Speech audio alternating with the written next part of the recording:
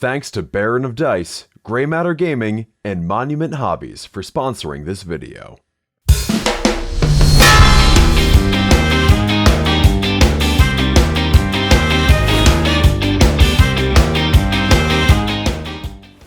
Death Guard have been pretty happy with their detachment rules since getting a data slate update back in 2023, which let them pick from a trio of extra contagion effects. That said, players have been hoping to add some variety to their list for some time, particularly those players who want to focus more on the Army's infantry. For those players, there's the Flyblown Host Detachment, which focuses almost exclusively on Death Guard infantry, giving them an early speed boost and durability buff. As usual, you can find a written companion to this video on goonhammer.com. Link in the description. Detachment Rule: Verminous Haze. Death Guard infantry units from your army that are not embarked within transports have the Scout's 5-inch and Stealth abilities. Starting your troops on the board for that Scout move is the name of the game here. Honestly, you might even forgo Rhinos and Deep Strike altogether and take a horde of dudes on foot. Scouting is great for putting some early pressure on the midfield and just getting your Plague Pals where you want them to be in the early game. The combo of Stealth and Scout really benefits Poxwalkers, and you'll be able to afford a few hordes of them with the points you'd usually be spending on Rhinos. Stealth is even more of a headache on durable infantry like Death Shroud Terminators, who already had a -1 to wound ability. However, you're missing out on a lot of utility with this detachment. Unlike Plague Company, you don't get to pick your own extra contagion at the start of the game, only getting the -1 toughness aura from Nurtle's Gift. Those can give you a huge buff to the army's damage output, so you'll need to find a way to work around that. You also miss out on the Plague Company's sticky objectives, so you'll need to leave some Poxwalkers or Cultists at home to babysit that objective.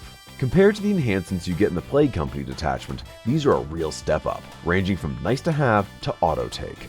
They can't go on a Demon Prince, but they're a lot more meaningful than the Plague Company set. Droning Chorus is great for getting your Plague Marines and Death Shrouds in range with their close range shooting, and you'll likely already have a load of those in your army. We're edging into auto-take territory here, as Insectile Murmuration is one of the rare sources of wound rerolls in the army. For extra spice, sack it with a Lord of Contagion's hit rerolls to buff your Death Shrouds to ludicrous levels. Rejuvenating Swarm would be clutch on a Demon Prince, but as it's infantry only, it's better to stick on one of your Psychers as insurance for when their heads invariably explode. You shouldn't leave home without Plague Veil. This enhancement is the best way to keep your valuable dudes safe from long range or indirect shooting like Rogel Dorns or Exorcists, forcing your opponent to get close to your nasty melee threats if they want to do any damage. You could also stick it on a Tallyman to camp out and farm command points all game in relative safety.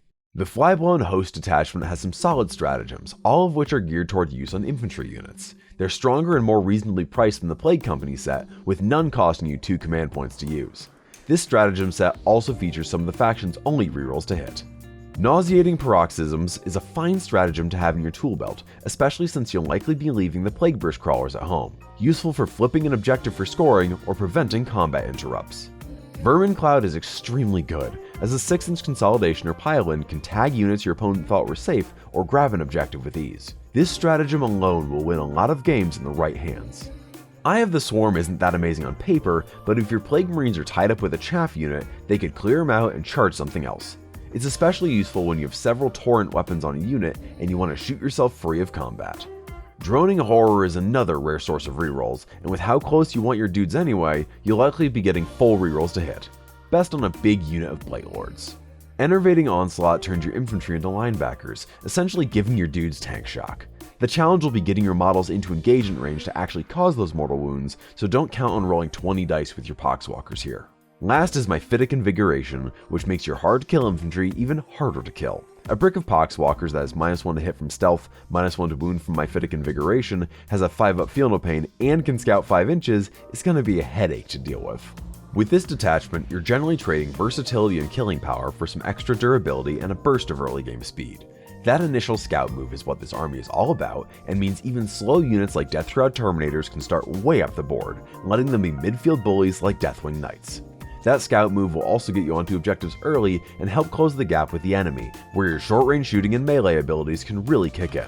After that initial burst of speed though, the army is back to slow movement as usual, so you'll need to plan ahead on where your units will be going at the start of the game. Stealth helps mitigate one of this army's biggest weaknesses, insulating it from long-range shooting, and the Plague Veil enhancement and Myphitic Invigoration stratagem helps there too. Damage output will be your other big weakness, as without the versatile contagions of Plague Company, you don't have many tools to deal with tough vehicles like Knights or Rogel Dorns. You'll really need to gang up on enemy units to take them down. Let's look at the pros and cons here. Big benefits for infantry units, especially Death Shroud Terminators. Strong stratagems and enhancements, and a solid burst of speed with Scout and the durability buff with Stealth. On the other hand, you lose the choice of contagion from Plague Company, you've got no buffs for vehicles or monsters, and no sticky objectives, meaning you need a backfield objective holder.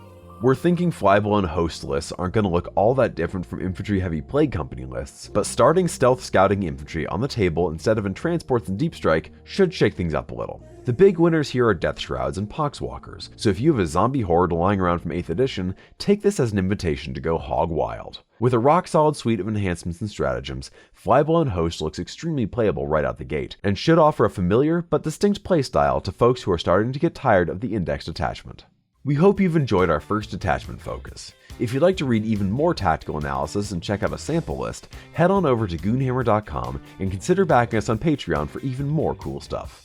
We'd also like to thank our sponsors, Baron of Dice, Monument Hobbies, and Grey Matter Gaming for sponsoring this video. Thanks for watching.